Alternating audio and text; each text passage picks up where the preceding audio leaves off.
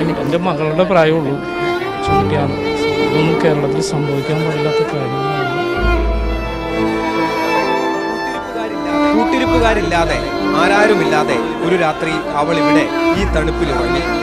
രാവിലെ 7:20 വിടരാതടർന്ന ആ പെൺകുട്ടിയുടെ മൃതദേഹം പൊതുദർശനത്തിനായി അവൾ പഠിച്ച തായ്ക്കാട്ടുകര സ്കൂളിലേക്ക്.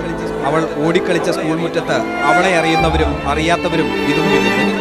നോവിന്റെ കഥകൾ അവരെല്ലാം ഉരുവിട്ടു, പൊട്ടിക്കരഞ്ഞു, നൊന്തു വീണു.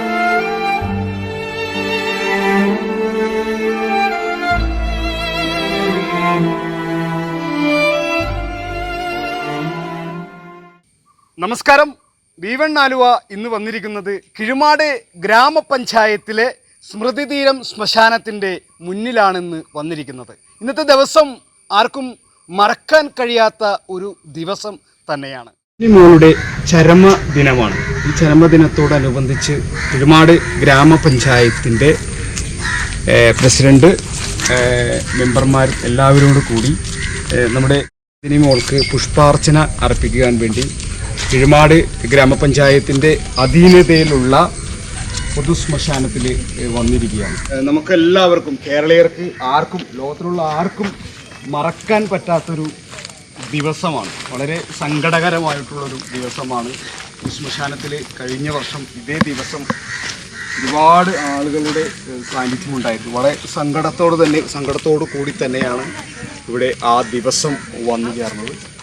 ഇന്ന് ഒരു വർഷം തികയുമ്പോൾ നമ്മളുടെ ഓർമ്മ നമ്മുടെ എല്ലാവരുടെയും മനസ്സിൽ ഒരു സങ്കടക്കടൽ എന്ന പോലെ നിൽക്കുകയാണ്.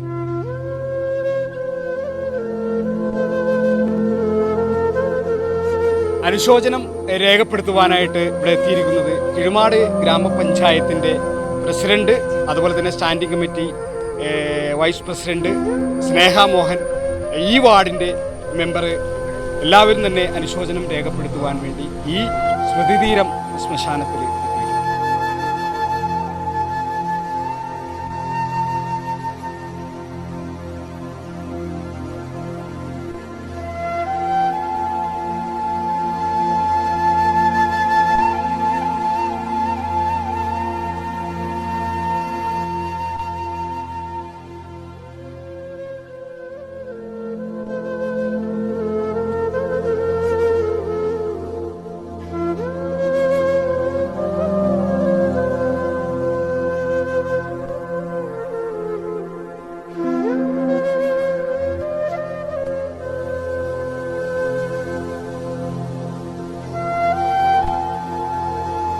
നമ്മളിപ്പോൾ നിൽക്കുന്നത് കിഴുമാട് ഗ്രാമപഞ്ചായത്ത് സ്മൃതിതീരം ശ്മശാനത്തിലാണ് നമ്മളിപ്പോൾ വന്നു നിൽക്കുന്നത്.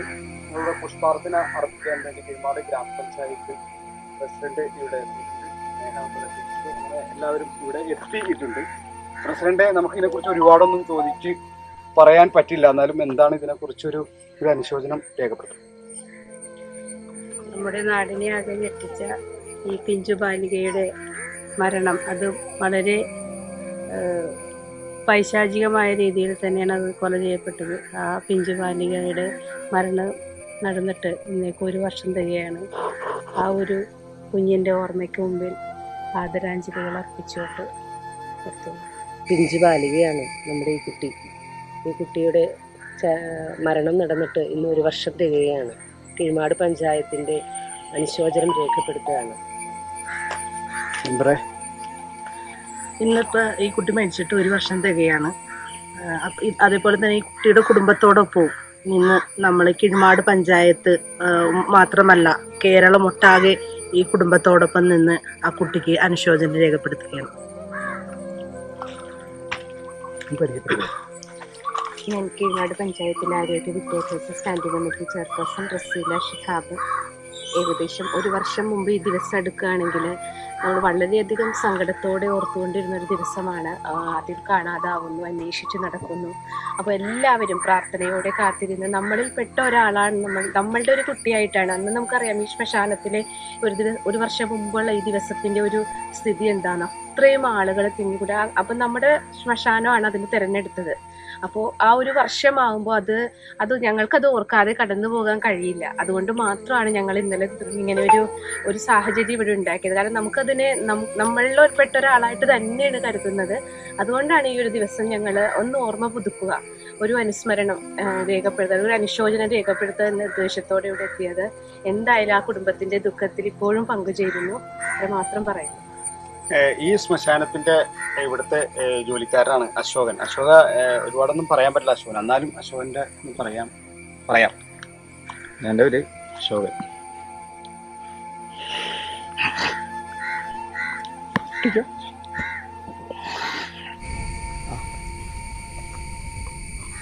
എൻ്റെ പേര് അശോകൻ. ഞാൻ ക്രിമറ്റോറിയത്തിൻ്റെ ഓപ്പറേറ്ററാണ്. ഈ കൊച്ചിൻ്റെ 1 വർഷം തികയാണ്. നമ്മുടെ പഞ്ചായത്തിൻ്റെ ഈ സ്മൃതിതീരം പൊതുശ്മശാനത്തിൽ അടക്കം ചെയ്ത് ഇന്നിപ്പോൾ 1 വർഷം തികയുന്ന വേളയിൽ പഞ്ചായത്ത് എല്ലാ ദുഃഖങ്ങളും രേഖപ്പെടുത്തുന്നു. അതിനോടൊപ്പം തന്നെ ശ്മശാനത്തിലെ ഓപ്പറേറ്റർ എന്ന നിലയ്ക്ക് എൻ്റെ ആദരാഞ്ജലികൾ അർപ്പിക്കുന്നു. ഇവിടുത്തെ അശോകനൊന്നും പറയാൻ പറ്റില്ല. നമുക്കിതിലെ ഫോട്ടോസുകളും അങ്ങനെയൊന്നും കാട്ടാൻ പാടില്ല, അതുകൊണ്ട് തന്നെ ഇവിടെ കാട്ടുന്നില്ല. V1 ചാനലും വളരെ ദുഃഖകരമായിട്ടാണ് ഇവിടെ നിൽക്കുന്നത്. എങ്കിൽ തന്നെയും കീഴ്മാട് പഞ്ചായത്തിൽ കൊന്നു അടക്കിയതിൻ്റെ പേരിൽ മാത്രം നമ്മൾ ഈ വീഡിയോ കവർ ചെയ്യും.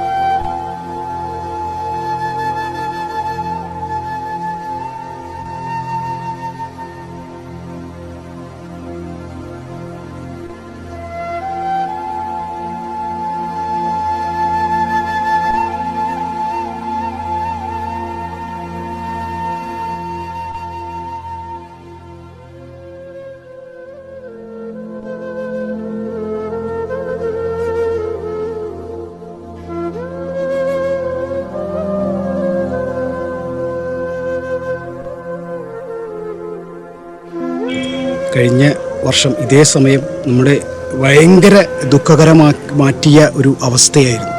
വളരെ ദുഃഖകരമായി ഇരുന്നൊരു ദിവസമായിരുന്നു ഇന്ന്.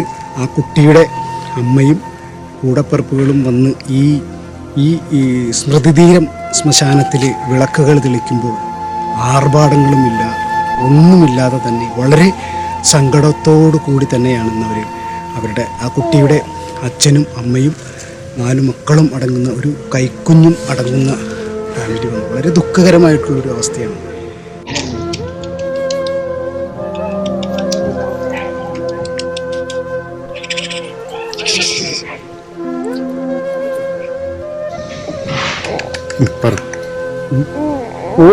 എന്താ അവിടെയുണ്ട്, അമ്മ അവിടെയുണ്ട്.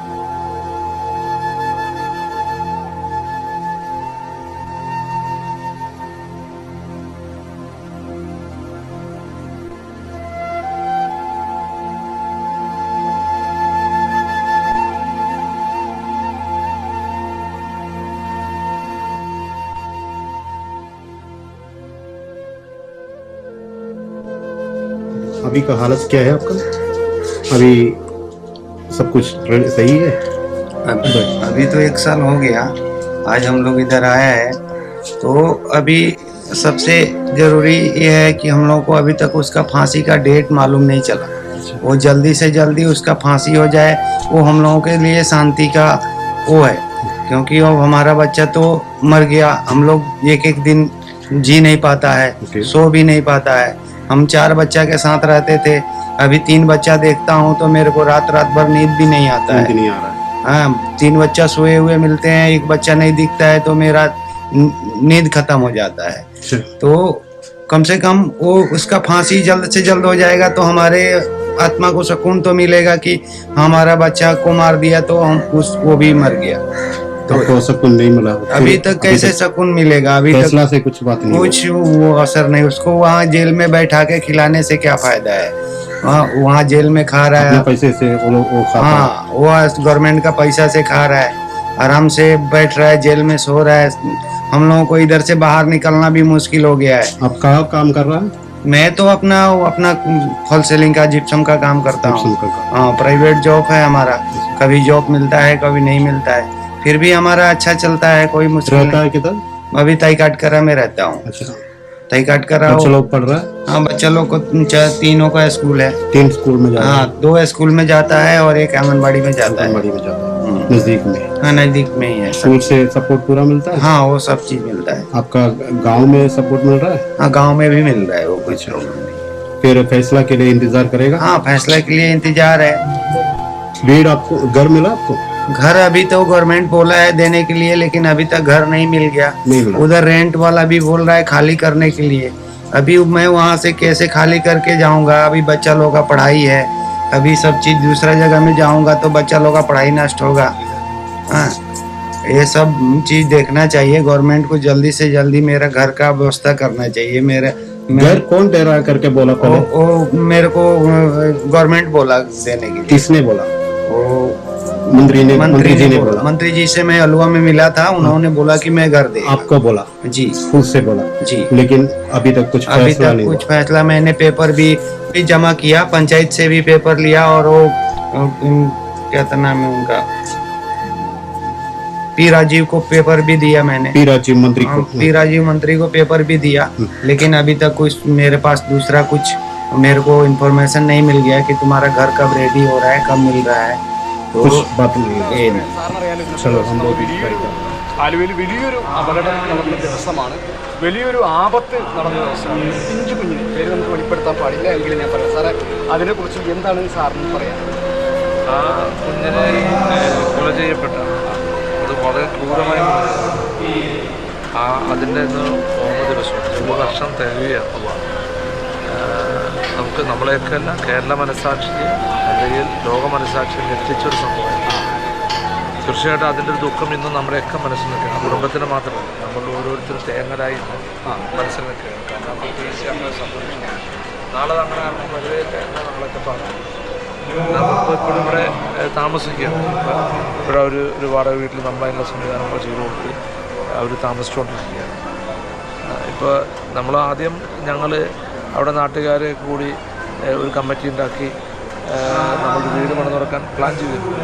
പക്ഷേ ആ സമയത്ത് നമുക്ക് 1-2 ഓഫറുകളൊക്കെ ഉണ്ടായതാണ് നമ്മൾ അതിനുള്ള ശ്രമം നടത്തിയാണ്. അപ്പോൾ നമുക്ക് അവിടെ സ്ഥലം, അനുയോജ്യമായ സ്ഥലം നമുക്ക് കിട്ടിയില്ല. അവർക്ക് ആ പ്രദേശത്ത് തന്നെ താമസിക്കും. അങ്ങനെ വന്നപ്പോഴും മുഖ്യമന്ത്രിയും അവരൊക്കെ നവകേരള സദസ്സുമായി ആലുവയിൽ വന്നപ്പോൾ ഇവരെ അങ്ങോട്ട് വിളിപ്പിച്ചിട്ടുണ്ടായിരുന്നു. ഇവർ പോയി ഈ മാതാപിതാക്കൾ കണ്ടു. അവിടെ വെച്ചും ഗവൺമെൻറ് വീട് വെച്ച് കൊടുക്കുക, സ്ഥലവും വീടും കൊടുക്കാമെന്ന് നൽകിയത്. അപ്പോൾ ഈ കുട്ടിയുടെ മാതാപിതാക്കൾ എന്നടുത്ത് കൊണ്ടുവന്നു, ഞങ്ങൾക്ക് ഗവൺമെൻറ് വീട് വെച്ച് തരാമെന്ന് പറഞ്ഞിട്ടുണ്ട്. അപ്പോൾ ഞാൻ പറഞ്ഞു നല്ല കാര്യം, അവർ ഗവൺമെൻറ് പറഞ്ഞിട്ടുള്ളൂ, അപ്പോൾ ചെയ്യാൻ സാധ്യതയുണ്ട്, ചെയ്യട്ടെ, അതാണ് നിങ്ങളത്. അപ്പോൾ അതുകൊണ്ട് അപ്പോൾ പത്രങ്ങളിലൊക്കെ വാർത്ത വന്നപ്പോൾ സ്വാഭാവികമായിട്ടും ഇതിനെ സ്പോൺസർ ചെയ്യുന്ന പല ആളുകളും അപ്പോൾ അവർ പറഞ്ഞു ഇനി നമുക്ക് ചെയ്യേണ്ട ആവശ്യം ഗവൺമെൻറ് കൊടുക്കുമ്പോൾ ആവശ്യമില്ല. അങ്ങനെ പല ആളുകളും അതിനകത്ത് പിന്തിരിയുന്ന ഒരു സാഹചര്യം ഉണ്ടായി. അപ്പോൾ സ്വാഭാവികമായിട്ടും നമുക്ക് ഗവൺമെൻറ് ആ പണിത് കൊടുക്കുന്ന പ്രതീക്ഷയായിരിക്കുന്നത് അത് പണിത് ഗവൺമെൻറ് പറഞ്ഞ സ്ഥിതിക്ക് അത് ഗവൺമെൻറ് തന്നെ ഇനിഷ്യേറ്റീവ് എടുത്ത സ്ഥലവും വീടും കൊടുക്കാനെന്നാണ് ഇവിടുത്തെ ജനപ്രതിനിധിയുടെ ആഗ്രഹവും താല്പര്യം. പ്രിയമുള്ളവരെ, നിങ്ങൾ കണ്ടല്ലോ ഈ കാഴ്ച. വളരെ ദുഃഖകരമായിട്ടുള്ളൊരു കാഴ്ചയാണ് നിങ്ങൾ കണ്ടു കഴിഞ്ഞത്. ഇവിടെ ഇന്ന് ഈ കുട്ടിയുടെ ഇവിടെ വന്ന് അവർ രാവിലെ ദീപങ്ങൾ തെളിച്ചു. വളരെ സങ്കടകരമായിട്ടുള്ള അവസ്ഥയാണ് അവരുടെ ആ 3 പിഞ്ചോമനകൾ നിൽക്കുന്ന കാഴ്ച. വളരെ സങ്കടമായൊരു കാഴ്ച. ഇവർ വന്നു കഴിഞ്ഞപ്പോൾ ഞങ്ങളുടെ പ്രതിനിധി അവരായിട്ട് സംസാരിച്ചു കഴിഞ്ഞപ്പോൾ 3 കാര്യങ്ങളാണ് ആവശ്യം. ആ 3 ആവശ്യങ്ങൾ, ഒന്ന് അദ്ദേഹത്തിന്, ആ പിതാവിന് ഉറങ്ങാൻ കഴിയുന്നില്ല. രണ്ടാമത്തെ കാര്യങ്ങള് അവർ പറഞ്ഞ കാര്യങ്ങള് അദ്ദേഹത്തെ, അതായത് അദ്ദേഹത്തിന് പറയാൻ പറ്റില്ല, ആ ക്രൂരകൃത്യം ചെയ്ത അവനെ എന്നാണ് ആ ശിക്ഷ വിധിക്കുന്ന സമയം, ഡേറ്റ് അറിഞ്ഞാൽ മാത്രമേ അദ്ദേഹത്തിന് ഉറങ്ങുവാൻ സാധിക്കൂ. പിന്നെ പറഞ്ഞ കാര്യം, ഇവിടെ ഈ മോളുടെ കാര്യങ്ങളൊന്നും വേറൊന്നും പറയാൻ പറ്റത്തില്ല. ഇവൻ ചാനൽ വളരെ സങ്കടത്തോടു കൂടിയാണ് ഈ വിഷയം നിങ്ങളിലേക്ക് കൊണ്ടുവരുന്നത്. ഇവിടെ 3 കാര്യങ്ങൾ പറയും. രണ്ടാമത്തെ കാര്യങ്ങൾ, ഇവിടെ ഒരു കല്ലറ, കല്ല്, ഒരു മണ്ഡപം പണിയാൻ പറ്റുമോ എന്ന് ആ പിതാവ്, ആ മാതാവ് ഞങ്ങൾ ഫോൺ വിളിച്ചു സംസാരിച്ചു. ഫോൺ വിളിച്ച് സംസാരിച്ചപ്പോൾ അവർ പറഞ്ഞു നോക്കട്ടെ എന്നാണ് പറഞ്ഞിരിക്കുന്നത്. ബഹുമാന്യനായ ആദരണീയനായ നമ്മുടെ രാജീവ് അവർകൾ കേൾക്കുന്നുണ്ടെങ്കിൽ അവർക്ക് വീട് നൽകാമെന്നൊക്കെ പറഞ്ഞിരുന്നു. അതുകൊണ്ട് തന്നെ നമ്മുടെ MLA ആ വീട് ആദ്യം കൊടുക്കാമെന്ന് പറഞ്ഞെങ്കിലും നമ്മുടെ അന്യസംസ്ഥാന തൊഴിലാളികളാണെങ്കിലും നമ്മുടെ മിത്രങ്ങളാണ്, നമ്മുടെ സഹോദരങ്ങളാണ്. ദയവ് ചെയ്ത് ബഹുമാന്യനായ രാജീവ് സാറെ അവർക്ക് ആ വീട് കൊടുക്കണം. ഓമനകൾ 4 വരുന്ന മക്കള് ഏത് വഴിയിലായാലും ഏത് രീതിയിലായാലും താങ്കൾ അത് ചെയ്തു കൊടുക്കണം. താങ്കളോടൊരു അപേക്ഷയായിട്ടാണ് V1 ചാനൽ നിങ്ങളുടെ മുന്നിലേക്ക് ഈ കാഴ്ച പകർത്തുന്നത്. ഞങ്ങൾ വളരെ പ്രതീക്ഷയോട് കൂടിയാണ് പകർത്തുന്നത്. നന്ദി.